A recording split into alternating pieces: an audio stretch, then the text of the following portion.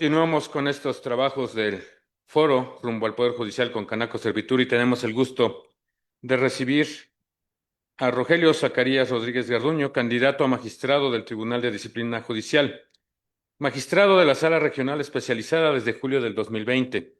No. Hay un detalle ahí. Bueno, ha colaborado ya usted en el Poder Judicial, tanto en la Sala Superior como en el Tribunal. Tenemos aquí una corrección entonces Y yo lo platico yo. con todo gusto, si es tan amable. Si nos puede dar entonces su perfil y trayectoria curricular. Muchas gracias. Agradezco que me hayan invitado a esta plática con Canaco Servitur y poder platicar de mi trayectoria. Soy licenciado en Derecho, egresado de la Universidad Nacional Autónoma de México, donde obtuve 10 de promedio y fui acreedor a la medalla Gabino Barrera.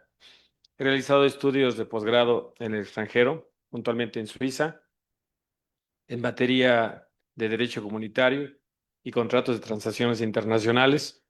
Ah, Soy maestro en Derecho por la Universidad Panamericana en Ciencias Jurídicas. Tengo la maestría de Derecho Procesal Constitucional también por la Universidad Panamericana y soy doctor en Derecho por la Universidad Panamericana. He trabajado en el sector como abogado postulante, he tenido mi despacho y he trabajado en el sector público, en la Secretaría de Comunicaciones y Transportes, en el subsector transporte aéreo, y fui abogado de Mexicana de Aviación por 15 años. Trabajé para el Consejo de la Judicatura Federal, en el área como responsable de amparos y asuntos penales.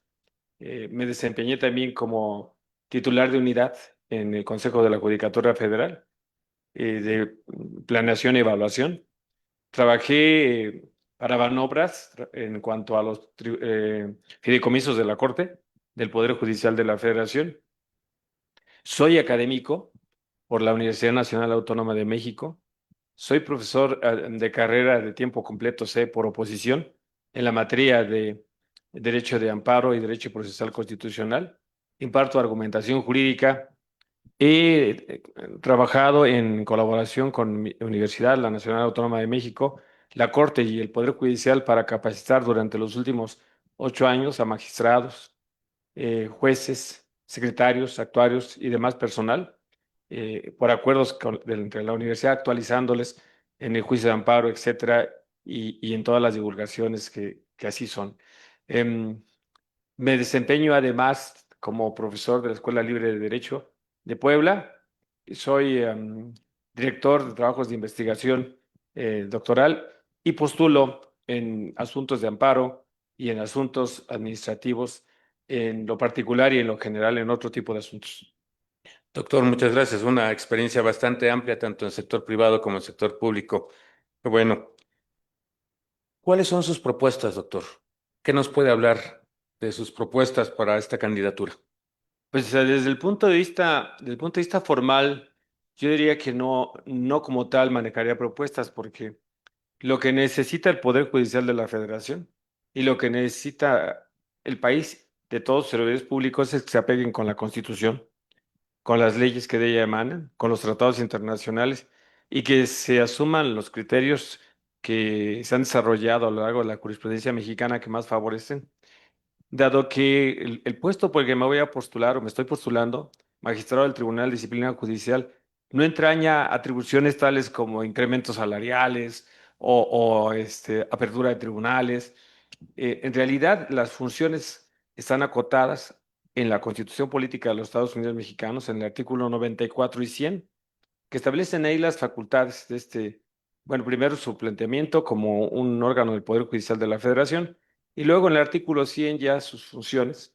Y en ese entendido, digamos, mi compromiso, más que una propuesta, sería hacer posible aquel discurso tan que sale del corazón cuando lo escuchamos, de cumplir y hacer cumplir la Constitución, las leyes que de ella emanen y desempeñarme leal y patrióticamente en torno a este encargo de resultar electo. Ahora bien, mi visión en ese sentido es que nos encontramos en un proceso de transición inédito donde las y los mexicanos podrán salir a votar. Ojalá salgan a votar y se dé la oportunidad de elegir a sus representantes ahora del Poder Judicial de la Federación y de las entidades de los estados, donde así sea, es poner en práctica desde este tribunal una visión que tengo del derecho. Como postulante que he sido, como servidor público que también lo he sido, creo que hay dos lados en la mesa. Como ciudadano, como parte del sector turismo que alguna vez lo fui, estoy completamente convencido de que hay en una mesa hay dos partes, la autoridad y quien como particular acude a, a solicitar se le imparta justicia. Eh, y en ese tenor creo que históricamente tenemos un débito. Creo que tenemos una deuda pendiente entre el sector gobierno y los particulares, y es ser realmente escuchados. Mi experiencia es que cuando se presenta una demanda, eh, lo que primero puede venir es una prevención. Para no ser tan técnico, es que una demanda debía entrar y ser admitida, y excepcionalmente ser solicitada que se corrija. Pero la regla es la prevención, y la regla son posibilidades de no admisión de la demanda. Las reglas son que el lenguaje es obscuro, el procedimiento no es amigable con el justiciable, con el particular, y eso hace que las personas no acudan a los tribunales salvo cuando es absolutamente necesario. Y así tenemos en México, digamos, un rezago en materia patrimonial. Muchas personas tienen irregular históricamente su patrimonio porque al escuchar que hay que ir a un juzgado a regularizarlo, ese simple hecho es ya digamos, un rechazo. Y por eso tenemos un rezago en muchas materias, salvo, insisto, en las absolutamente necesarias. Y como nosotros estaremos en la parte federal, bueno, el juicio de amparo. El juicio de amparo es un instrumento que tiene nuestro sistema jurídico que inventamos nosotros, los mexicanos, inventaron nuestros próceres desde 1842, y que el amparo debía ser un mecanismo, un recurso efectivo que le clarifique a las personas el que frente a los abusos de la autoridad, frente a los excesos, frente a la violación de sus derechos humanos, sea un medio expedito, sea un medio ágil que evite tecnicismos. Hoy en día el amparo se debate, después incluso de la reforma de 2011, 6 de junio, se debate en regresar otra vez a los formalismos, a las limitaciones. Y el amparo debe ser una herramienta mucho más ágil. Ahora, ¿a quiénes corresponden esto? A los jueces, a las jueces y jueces federales. A quienes el Tribunal de Disciplina Judicial se encargará, en primer lugar, en una primera etapa, de evaluar, porque la reforma constitucional al Tribunal de Disciplina Judicial le mandata que en el primer año después de las elecciones lleve a cabo una evaluación que debe consistir dentro de la sana lógica más allá de la literalidad de la Constitución y de la ley, es que quienes resulten vencedoras y vencedores no necesariamente serán los técnicos históricos que devienen de la carrera judicial, no necesariamente, ahorita daré un posicionamiento, sino puede ser abogadas y abogados con, digamos, alta intuición jurídica y atentas o atentos a la justicia, pero que no dominen los procedimientos o incluso el lenguaje de la redacción judicial o las formalidades del proceso. He ahí que se llevará a cabo en el primer año una evaluación de estas juzgadoras y juzgadores para que se les dé, por otro lado, los cursos necesarios, se les capacite, y la Constitución establece que después de ese año eh, habrá la posibilidad incluso de retirarlos para darles hasta un año más. Y si en ese año más, después de haber transcurrido la elección para el puesto que habrán de ocupar o ocupen, entonces se podrá incluso destituirse. Esta situación a mí me conduce entonces a una pregunta: ¿en qué se hay que capacitar? ¿En qué hay que evaluar? ¿En qué hay que trabajar? Y en lo que hay que trabajar y evaluar es en tener un lenguaje abierto, menos formalista. Las y los abogados tenemos un lenguaje muy formalista, pero incluso más allá del lenguaje formalista, tenemos prácticas muy formalistas. En mi experiencia en el Poder Judicial de la Federación, en mi experiencia como postulante, es cotidiano que un expediente que debía tener un destino diferente tenga una resolución adversa porque no está acorde con la forma, con los formalismos, con las fórmulas. Y muchas veces se escucha a las jueces y jueces en los corrillos, en los cafés, decir, le asistía a la razón, pero no me lo supo decir. Eso es histórico y esto tenemos que revertirlo, porque el diseño constitucional del Estado mexicano mandata que se debe llevar a cabo un control ex oficio, que se debe suplir la queja, que los jueces tienen que atreverse a proveer de justicia. Y incluso hay jurisprudencias históricas y presentes, tanto de la Suprema Corte de Justicia de la Nación de México, de tribunales colegiados de circuito, pero también de la Corte Interamericana de Corte Interamericana de los Derechos Humanos, San José, Costa Rica, que establece que cuando haya un conflicto entre la formalidad y la justicia, se haga a un lado la formalidad para que se imparta justicia. Y ese discurso nosotros lo podemos suscribir cotidianamente, pero lamentablemente el día que tenemos un expediente frente a nosotros, ya sea, insisto, como autoridades o como abogados o como justiciables, a veces tenemos resoluciones tristemente que se recargan en las formalidades.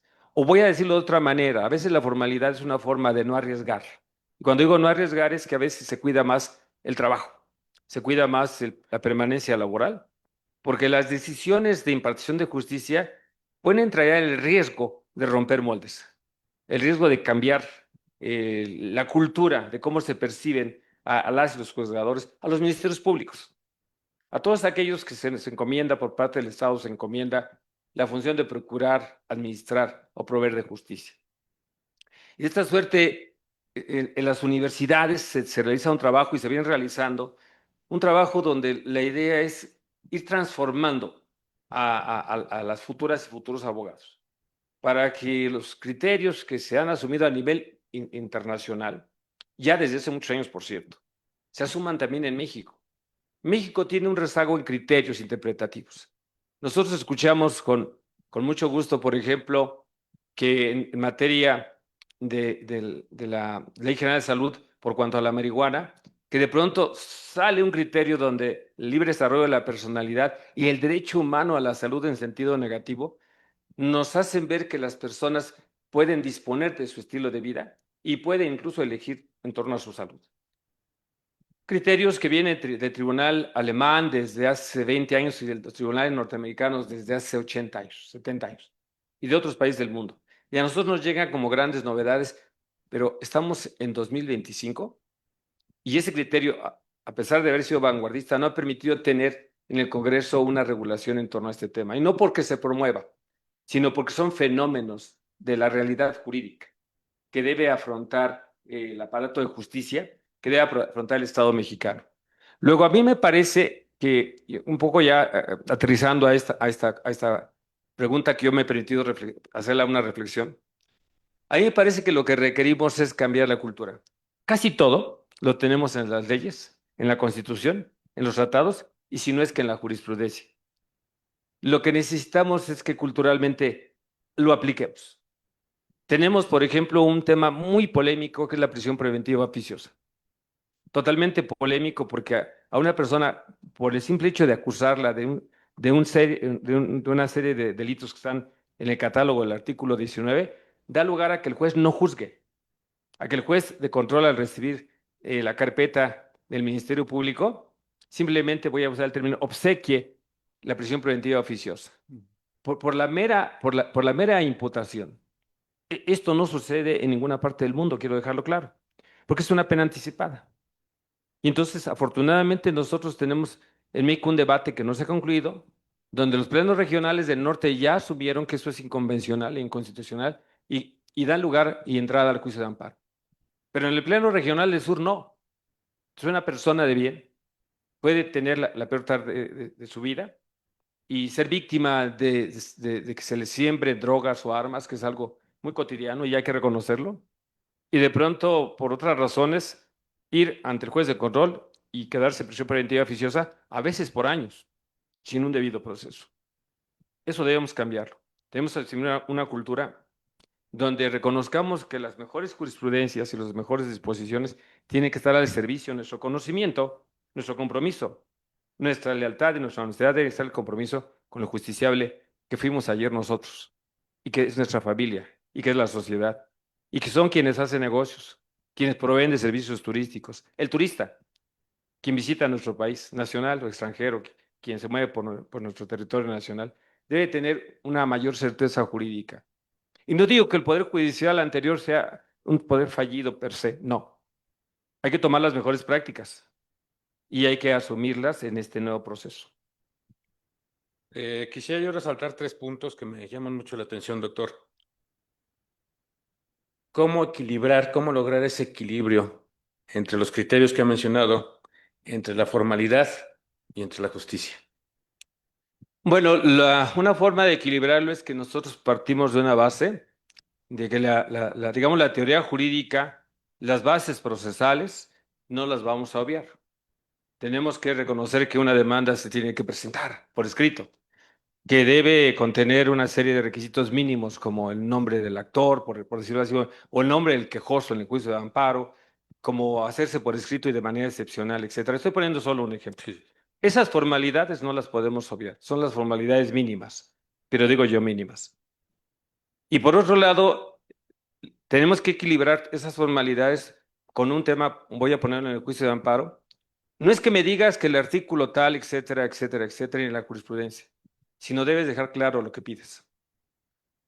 Muchas veces lo que está buscando, debe buscar el secretario, ahorita hablaré de ello, lo que está buscando para llevarle el proyecto al juez es qué vinieron a pedir. Entonces, desde el promovente hay la cultura de la formalidad, pero lo importante es que vino a pedir. Hay un criterio que se llama la causa de pedir.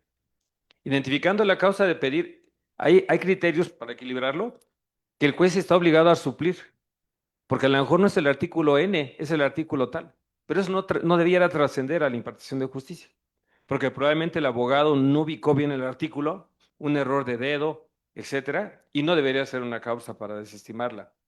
Entonces, en esa situación se debe equilibrar el respeto de ciertas formalidades básicas como piso, digamos como elementos, por ejemplo, de temporalidad en la presentación de la demanda, en la contestación de la demanda, el informe previo, el informe justificado en el juicio de amparo. Eso no lo podemos obviar. No debemos obviarlo, porque sigamos con las reglas mínimas. En toda sociedad debe haber reglas mínimas y nosotros debemos asumir esas reglas, pero esas reglas deben ser de tal manera, solo el marco formal para después desarrollar la otra parte. El derecho se compone de dos elementos, uno técnico y el otro es filosófico. La argumentación jurídica son dilemas filosofales, son dilemas de razonar el caso, porque cada caso entraña una diferencia.